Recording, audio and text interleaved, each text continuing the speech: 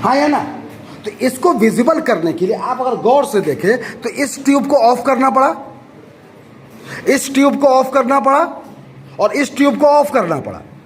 तो आपके समझने के लिए मैंने क्या किया, यहां से शुरू किया।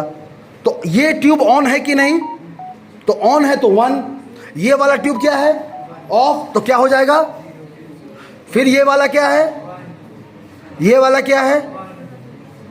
अब फिर अगर इधर से गए तो ये 0 0 और ये 1 और लास्ट वाला नेगेटिव। तो 2 2 4 2 6 2 8, यानी कि 4 का बाइनरी नंबर क्या बनेगा? ट्यूबलाइट के हिसाब से, एक्यूरेट नहीं बता रहा हूं, ट्यूबलाइट के हिसाब से, ताकि ये समझें ये 1 प्लस वोल्टेज है और 0 नेगेटिव वोल्टेज है। ये कंप्लीट हुआ या नहीं हुआ? 9 का कैसे होगा?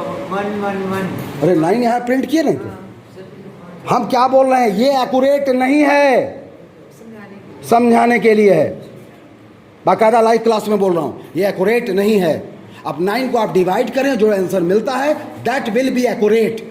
लेकिन चूंकि मैं ट्यूब्स बोल रहा हूं, प्लस वोल्टेज और नेगेटिव वोल्टेज बोल रहा हूं, तो वायर के कंडीशन के हिसाब से अगर आप समझे तो दैट इज द सॉल्यूशन। कोई दिक्कत? क्लियर है? आगे चलें। सो हाई लेवल, लो लेवल और असेंबली। सबसे पहले एक एग्जाम्पल क्रिएट करते हैं। आप ही खड़े होइए, समझदार लगते हैं तो आप जवाब जितना आता है उतना ही बोलना है, कोई दिक्कत नहीं। आधा आंसर यहीं मिल जाएगा प्लीज। मुझे हिंदी आती है और आपको भी पूरी हिंदी आती है, मुझे भी सिर्फ हिंदी और सिर्फ हिंदी आती है और आपको भी सिर्फ हिंदी और हिंदी आती है। क्या हमारे कन्वर्सेशन में किसी तीसरे व्यक्ति को बुलाना चाहिए जो हमारी आपस की बातचीत को समझा दे? हमको नहीं चाहिए या जरूरत पड़ेगी?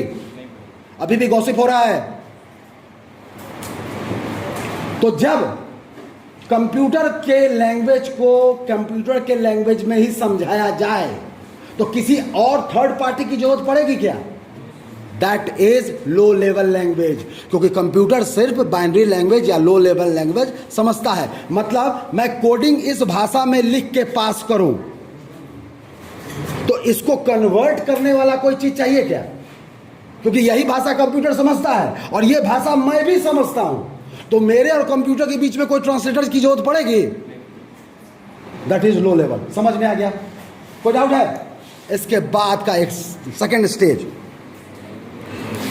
आप कंप्यूटर हैं और मैं यूजर हूं, यही समझ के चलना है। मुझे कुछ इंग्लिश और